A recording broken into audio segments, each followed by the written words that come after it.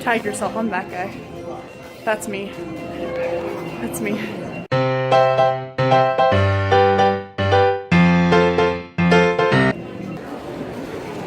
Hey. Hey. So, we're in Space Museum. There's people. We're going to the Moving Beyond Earth exhibit, which is my favorite exhibit. One of the reasons this is my favorite exhibit is because they show the last launch of Discovery, and it's super cool. It makes me like tear up with space tears every time.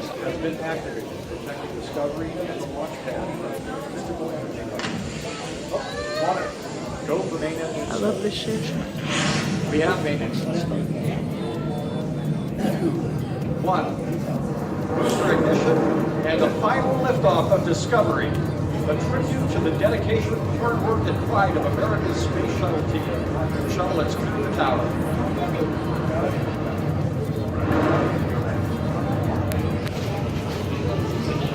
So there's this cool like trivia game you can play at the end space now that we're doing, and it's awesome. And it's pretty cool because you get a whole bunch of random people around this big circle and it asks you questions, and that's awesome. I'm number 4. So we finished playing the game. I was a what was I? I was a rookie. You were like a little tiny babby. Because my buttons wouldn't work. It's no excuse. You just suck. It was really fun though. I love this exhibit. Stuff. There's lots of stuff. Lots of screens with stuff on them. It's awesome in here. Look, it's the car from Moon Base Alpha. Here comes a Chinese earthquake. Ayu. To be honest, for me, this is one of the more compelling like things in this particular room.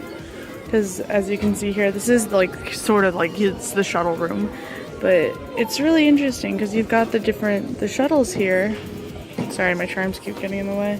And like, you know, you see like Atlantis, Endeavour, Discovery, Challenger, and it's cool. Like you can go along the line and push their cars and go along and like see it's like John Glenn's return to space, first woman pilot, like all this cool stuff. But then you've got things like Columbia and Challenger, where you got Challengers here and all it does is go to there before the accident happened, and the Columbia down here when it had problems re-entering, and it's cool and compelling, and it's kind of silly because like little kids were over here just like sliding the things back and forth. Like it shows like the history and the tragedy involved in the shuttle program, and it's just really awesome for me. Don't you think? Yes. You're so cute. Love you. Tim Allen is my favorite astronaut. I'm sorry. Buzz Lightyear, mission log. Holy shit. Episode 3, The Science of Adventure. Let's go have some adventure.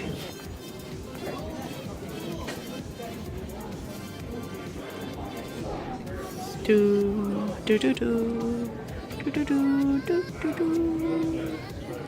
It's not real, but it looks cool. Alright, now we're going to go into my other favorite exhibit, which is the Explore the Universe exhibit. It's awesome. There's lots of planets and stuff in there. It's less shuttles, more space. So let's go.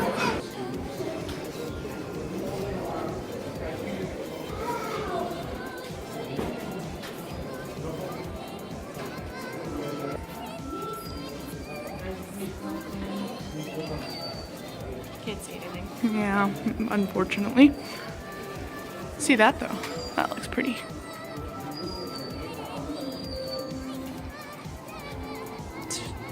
It's great for looking, bad for filming.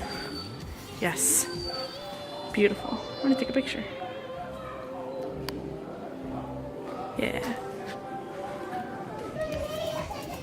Okay, so for this thing, it's like it asks you to put in like how old you are, and then it gives you stars.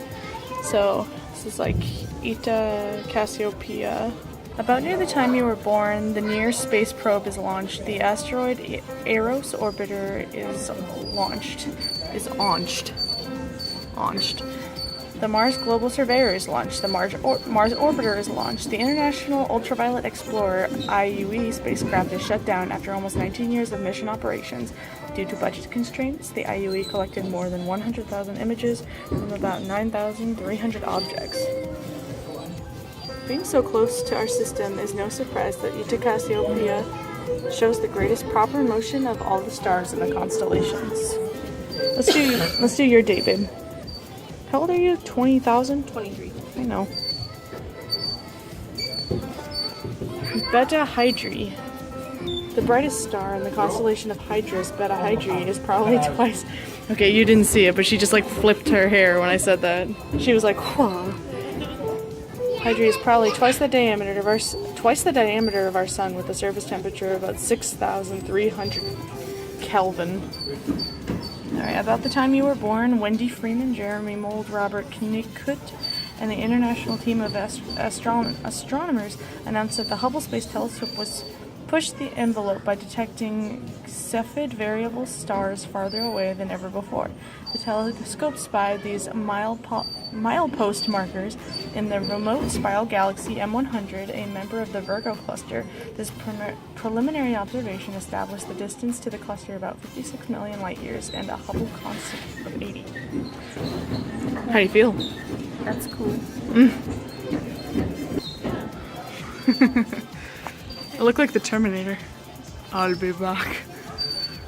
I'll be back in a couple of minutes. I gotta go look at some space stuff.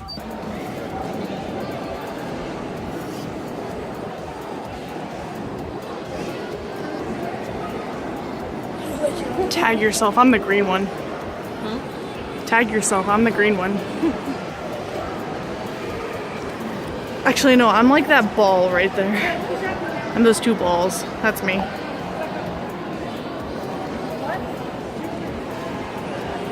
Oh god. Okay, so we traveled through the rain to the lovely botanical gardens here in DC. I went for the first time like a few months back with my friends, and now I just every time I get the chance, I like when I come here. It's actually cool, like if you see this thing in the background, they've got like the corpse flower, which is that flower that I thought only lived in like the Amazon or something like that, that it smells like death, like literally like death. It smells pretty bad in here too. But it's beautiful, and like it's a lime tree. The limes are my favorite part. Look at this tiny lime, baby lime. You can take that one. I'm gonna get a lime.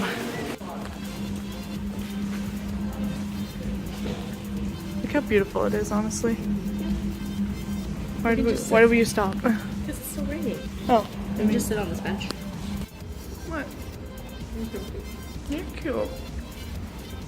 So we decided to have a sit down in the botanical gardens. We just found this little like place with a bench to sit.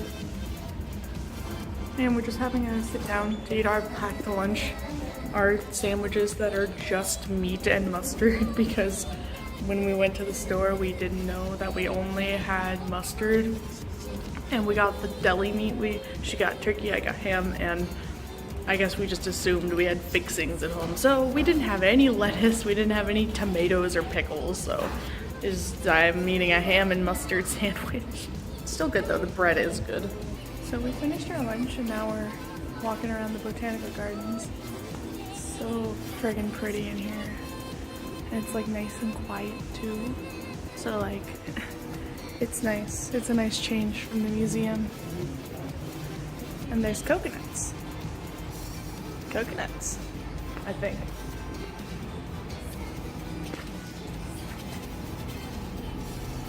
It's mint. Peppermint. It smells like a candy cane. This is the crazy plant lady. She be a witch.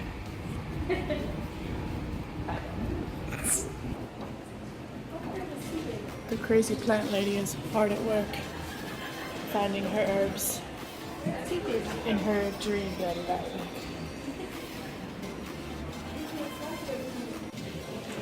Alright babe, what kind of animal is native to only Madagascar? Lemurs. I'll get you next time. Alright, so we're in the tropic area of the botanical gardens now, which is just this big atrium, and it's so pretty here. It smells like tree, but it's a real jungle experience. Over there's the desert. That's where the desert and the cactuses are. Not Teddy. Get the fuck out of the way. You're in the way of the cactuses. That's where the cactuses are. I'm kidding, baby. Come back. I love you. But yeah, it's really pretty in here. Just like I love this place so much. I took a lime. You're not supposed to, but I did it anyway. I got it. But yeah, so it's very pretty in here. I'm probably gonna vlog a little more, but not too much. I don't have too much memory space on my phone actually. But it's a nice little quiet spot. There's nobody around, so I don't embarrass myself while I'm vlogging. But yeah, I hope you're enjoying so far, and I'll probably be vlogging next when we get to the American History Museum, or the Native American History Museum.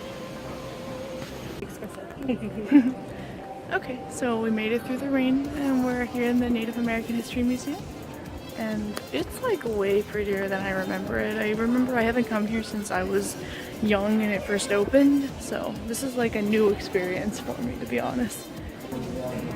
So unfortunately, we were looking and there's not actually like individual exhibits for each tribe, which like of course you couldn't really cover maybe every single tribe, but I was thinking there'd probably be at least some kind of display for each tribe, show off some of the atypical artworks and stuff. This is just like animals and beadwork. It's cute, but like it's not very like organized in a way, but it's okay. It's still cool. Alright, I'm gonna retell the story, and we decided to sit down. Just, thanks. She's violating my pocket. Anyway, so we decided to sit down so I could tell the story a little bit more like effectively without being distracted about walking around or worrying. Get my phone right. It's very orange over here. That's okay. But yeah, so basically, like I was saying, I was adopted back in '96, late in 1996. I was born February 28th, and I was in like the system for almost a year. And my parents came and they adopted me. I was adopted, but it wasn't that simple. When they picked me out from the baby store, they actually had to go and consult with the Hopi Nation to adopt me. I didn't know this until later on in life, of course, but yeah, it was just one of the things they had to do. They had to go to the Hopi Nation and have them approve of my adoption before they could. And I guess, you know, Native is probably the last thing you'd think someone that looks like me would be. And I definitely acknowledge that. It's not anything I try to take for granted. It's not anything I claim. When I was going to college, I never tried to claim I was Native just because no one would believe me, and I don't actually have my documentation because it was an open adoption, but my birth mother didn't even really want me, and so they never really filed any kind of like traceable paperwork. I'm not sure the whole story. Of course, my adopted family doesn't really know much either. They know about as much as I do because they've told me everything as far as I know. But it's not something I claim a lot. It's not something I really have explored at all because I feel like it's not really my place. But I'm pretty much half Hopi, which is it's a mix of Hopi and Choctaw, which are two southwestern native tribes. But yeah, that's one of the reasons why we're here, is because it's something I want to start getting like More in touch with. Yeah. So that's why we're here. We're gonna look around, probably try to find something. Are you looking at me? You're too cute. You're cute. But yeah. You can try and find your flag. Yeah, we're gonna go look at, there's a bunch of flags over there. So we're gonna go try to find some. Yeah. So like, strange turn of events around the corner from where we are at the elevators that we just went up. They're like there's a bunch of people and like security over there because apparently the elevator broke and there's people stuck in between the floors. And not in between the floors, but in between, like, in the elevator, in between the 3rd and the 4th floor. So like, I heard there was a bunch of yelling and like he was like, stay calm. And I was like, oh shit. Okay, so like I said in my previous like little sit down, we were looking through all the flags. They've got a bunch of flags over there and out there, and we were trying to find the 2 that I have been told that I am, which are Hopi and Choctaw, like I said. And so as far as I know, and we just found the Hopi one. That's turned sideways, but yeah, that's it. Right there, Hopi. It's the blue and yellow one. But yeah, it's really cool in the fucking guy that there's still people stuck in the elevator. It's kind of ruining my happy moment. But yeah, so now we guess probably gonna try to find the Choctaw. But yay! I gave this squirrel a chip, and now he's eating it. Look at him go. Goodbye, Mr. Squirrel. He took it right out of my hand. Have a good day, Mr. Squirrel. Enjoy your chip.